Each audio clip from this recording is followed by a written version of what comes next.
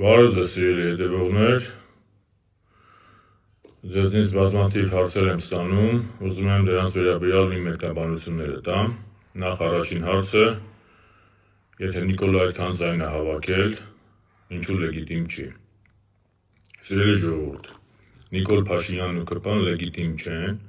նրանք չունեն լեգիտիմ իշխանություն, որովհետև ընտրություններին նախորդած ժամանակահատվածում և ընտրական կամպանիայի ժամանակ հստակ և բիրտ ռեպրեսիոն մեթոդներ են կիրառել, անհամաչափ, անասելի վարչական ռեսուրս են կիրառել, ատելության խոսք են տարածել, ընդդիմադիրների և ընդդիմախոսների նկատմամբ կիրառել են ապօրինություններ, ունեցել են անհամեմատ մեծ հրապարակային անթույլատրելի աջակցություն արտաքին ուժերից, տվյալ դեպքում Արևմուտքից, բացահայտ, որը Հայաստանի ներքին գործերի խառնվելու կոնկրետ օրինակներ են։ Ես ամենակարևորը, Նիկոլ Փաշինյանը շանտաժի է ենթարկել սեփական ժողովրդին։ Ինչ է ասել Փաշինյանը, ասել է, եթե իրեն սահմանադրական մեծամասնության չափ ձայն չտաք, ասիկ եթե ԿՊ-ն չձևավորի սահմանադրական մեծամասնություն, սեպտեմբերին աղետալի պատերազմ է լինելու։ Այսինքն, պիստոլետը դրել է մարդկանց ճակատին փոխաբերական իմաստով, ու այդ վախի, շանտաժի, ահաբեկման տակ մարդկանց տալ ընտրությունների։ Մարդկանց ասել է, եթե ինձ ձայն չտաք, եթե սահմանադրական մեծամասնություն չստանամ, պատերազմ է լինելու սեպտեմբերին աղետալի։ Այդ դեպքում հնարավոր է ռացիոնալ ընտրություն։ Այս ընտրությունները վախի, ահաբեկման մթնոլորտում, երբ որ ժողովրդին վախեցնում են պատերազմով, են ավերիչ, աղետալի, հնարավոր է նորմալ ընտրություն։ Իհարկե ոչ։ Բայց հիմա ԿՊԱ-ականներին նայում ես քեֆ ուրախության մեջ են, երեկ էլ Նիկոլը տաշի-տուշի մեջ էր։ Ինչի վրա ես տաշի-տուշի անում, դու ես անոնսել պատերազմը, սահմանադրական մեծամասնություն չունես, հետևաբար քո ասելով սեպտեմբերին պատերազմ է սպասում, բա եկլի վարչապետը, որ անոնսել է պատերազմ ու այդքան ձայն չի հավաքել, պետք է տաշի-տուշիների մեջ լինի։ Բայց խնդիրը դրա մեջ չի, խնդիրը նրա մեջ է, որ հերթական անգամ Նիկոլը խաբել է ձեզ։ Եթե 21 թվականին հայ ժողովրդին խաբել է Արցախի անջատում հանուն փրկություն, Շուշիի և Հադրութի դեօկուպացիայով, հիմա էլ խաբել է, ասա, եթե ես սահմանադրական մեծամասնություն չունենամ, եթե ինձ ձայն չտաք, պատերազմ է լինելու։ Հիմա սահմանադրական մեծամասնություն չունի, բայց ԿՊԱ-ականները ասում են պատերազմ չկա։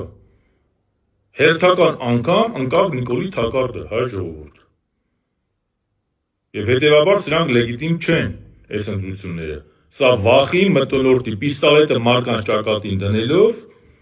ընտրություն է եղել։ Երկրորդը, ընդդիմության անելիքների մասին։ Մանդատն վերցնեն, թե չվերցնեն։ Նա վաղ ամսի 14-ն մի հատ տեսնենք Կենտրոնական ընտրական հանձնաժողովի որոշումը, չնայած ես մեծ իլյուզիաներ չունեմ, բայց պարլամենտ անցած ընդդիմադիր ուժերի որոշմանը մենք պետք է հարգանքով վերաբերենք։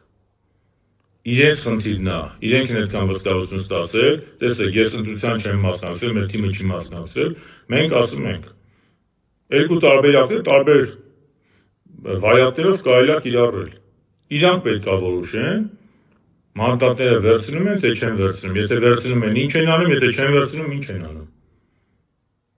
Սա իրանց որոշելիքն է, որովհետև մենք ենք իրանց այդքան ձայն տվել։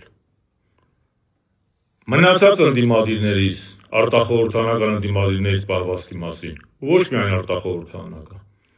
բոլոր նրանք, ովքեր որ իրենց համարում են Նիկոլ Փաշինյանի ընդդիմություն, ունեն ընդդիմադիր հայացքներ,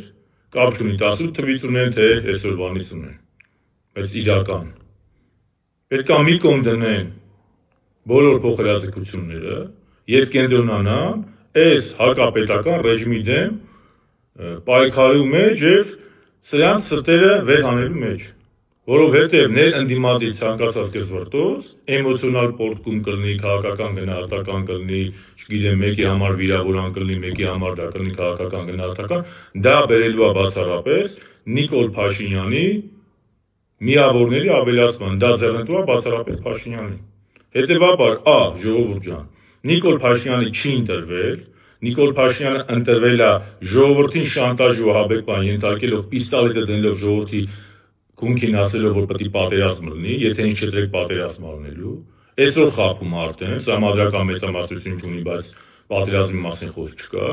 արդեն հերքում են, ինչպես 21-ին խաբեցին, տենց էլ 26-ին ձեզ խաբեցին,